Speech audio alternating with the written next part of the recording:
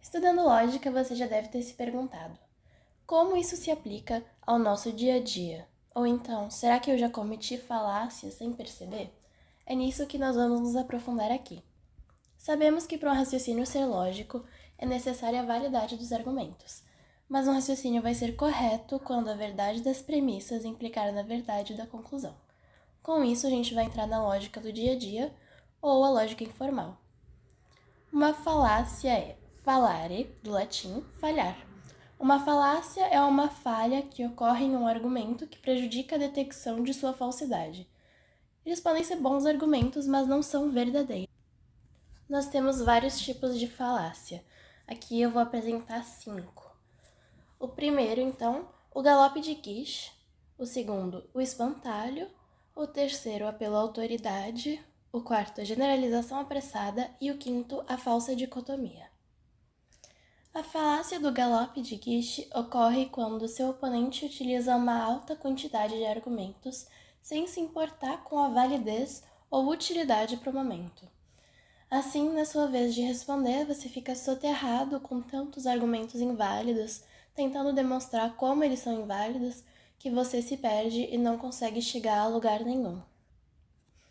A falácia do espantalho pode acontecer em um debate, por exemplo, quando seu oponente usa um argumento parecido o suficiente com o seu para tentar invalidar o seu ponto. Por exemplo, de vez em quando eu assisto debates do canal do YouTube Spectrum e às vezes a gente vê coisas acontecendo como uma debatedora vai dizer: eu defendo leis que incluam o agravante de gênero no Brasil, já que acontecem muitos crimes contra mulheres em que a motivação é o gênero. E aí, seu oponente ou a sua oponente vai dizer: se você acha que só as mulheres merecem esse direito, então a violência só importa quando é contra mulheres. Aí a gente pode ver claramente o espantalho sendo usado para tentar invalidar esse primeiro argumento. Depois a gente vai ter o ad verecundiam, ou então o apelo à autoridade. Nós sabemos, ou deveríamos saber, que um argumento não se torna mais ou menos válido a depender de quem o fala.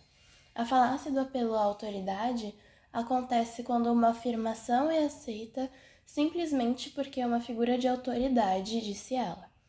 Ou seja, ao invés de tentar justificar o meu argumento, eu vou dizer que se uma figura de autoridade disse, então é verdade. Pode acontecer, por exemplo, de eu ser muito fã de um influencer que vende gominha de bala que faz o cabelo crescer mais rápido e ficar mais brilhante. E ao invés de eu ir atrás da veracidade desse argumento, dessa fala, eu aceito ela como um fato, porque eu gosto muito desse influencer, então ele não vai mentir pra mim. A gente vai ter também a generalização apressada, que é o ato de inferir que, com base em argumentos insuficientes, uma conclusão é verdadeira. Em outras palavras, em vez de analisar evidências factuais que estejam de acordo com a situação em média, a amostra analisada pode ser pequena ou ela pode ser enviesada. Isso pode ser proposital ou não, até porque essa amostra pode simplesmente ser a nossa experiência pessoal. Em questões de estatística, essa falácia também pode acontecer como um resultado de um viés de amostragem.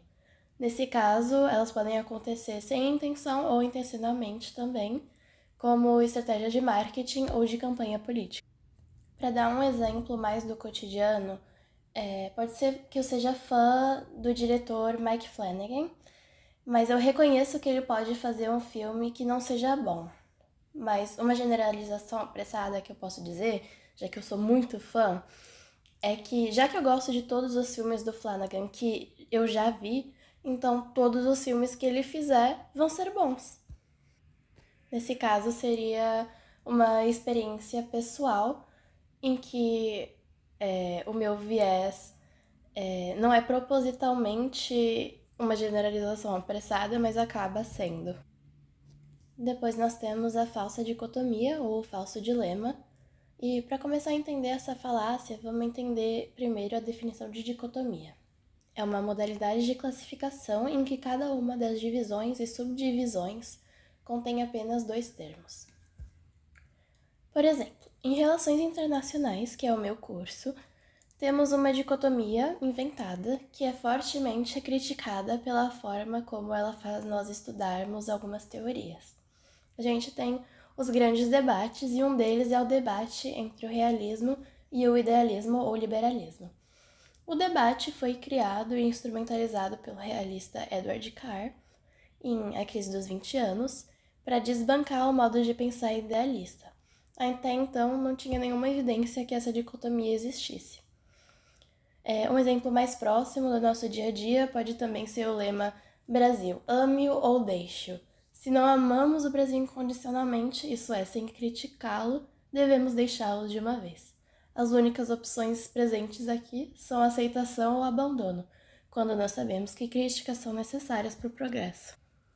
Concluindo, a gente viu então que as falácias podem ser erros de raciocínio propositais ou acidentais. É importante saber identificá-las para fortalecer a nossa própria capacidade de argumentação e para não sermos vítimas de propagandas enganosas.